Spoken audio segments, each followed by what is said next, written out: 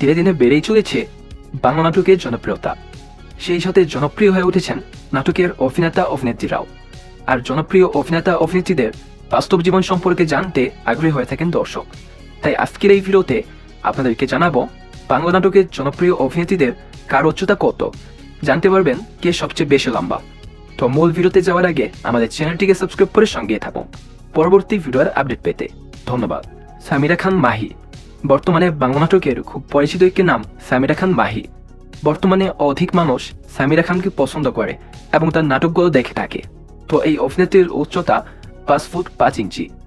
মেহজাবিন চৌধুরী বর্তমানে বাংলা নাটকের জনপ্রিয় অভিনেত্রীদের মধ্যে একজন হলেন মেহজাবিন চৌধুরী এবং এই অভিনেত্রী অভিনয় জগতে আত্মপ্রকাশ করেন 2009 সালে তুমি থাকো সিন্ধু পারে নাটক দিয়ে। মেহজাবিনের উচ্চতা 5 ফুট 3 ইঞ্চি। নাজনীন নাহার নিহা বর্তমানে বাংলা নাটকে খুব জনপ্রিয়তা পেয়েছে এই অভিনেত্রী।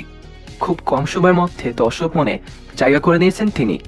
এই অভিনেত্রী অভিনয় জগতে আত্মপ্রকাশ করেন 2023 সালে লাভ সেমিস্টার নাটক দিয়ে। নাজনীন নাহার নিহার উচ্চতা 5 ফুট 5 ইঞ্চি। তানজিম সায়রা টোটেনি খুব কম সময়ের মধ্যে দর্শক মনে জায়গা করে নিয়েছে তার দুর্দান্ত অভিনয়ের মাধ্যমে এবং এই অভিনেত্রী বাংলা নাটকে আত্মপ্রকাশ করেন 2022 সালে বাঁচিবার হলো তার সাথ নাটক দিয়ে। তানজিম সায়রা টোটেনির উচ্চতা 5 ফুট 2 ইঞ্চি। তানজিন তিশা বর্তমান সময়ে বাংলা নাটকের জনপ্রিয় অভিনেত্রীদের মধ্যে একজন হলেন তানজিন তিশা এবং এই অভিনেত্রী অভিনয় জগতে আত্মপ্রকাশ করেন 2012 সালে রবি সিমের এক বিজ্ঞাপনে। তানজিন তিশার উচ্চতা 5 ফুট 6 ইঞ্চি।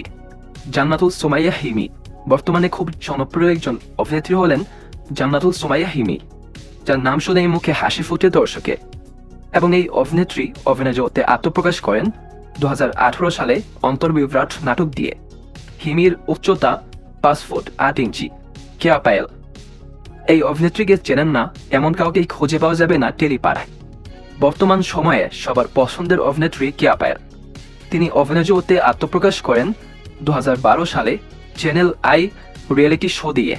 কেয়া পায়েলের উচ্চতা 5 ফুট 5 ইঞ্চি। তো ভিউয়ার্স, এই জনপ্রিয় অভিনেত্রীদের মধ্যে আপনার পছন্দের অভিনেত্রী কে? কমেন্টে জানাতে ভুলবেন না।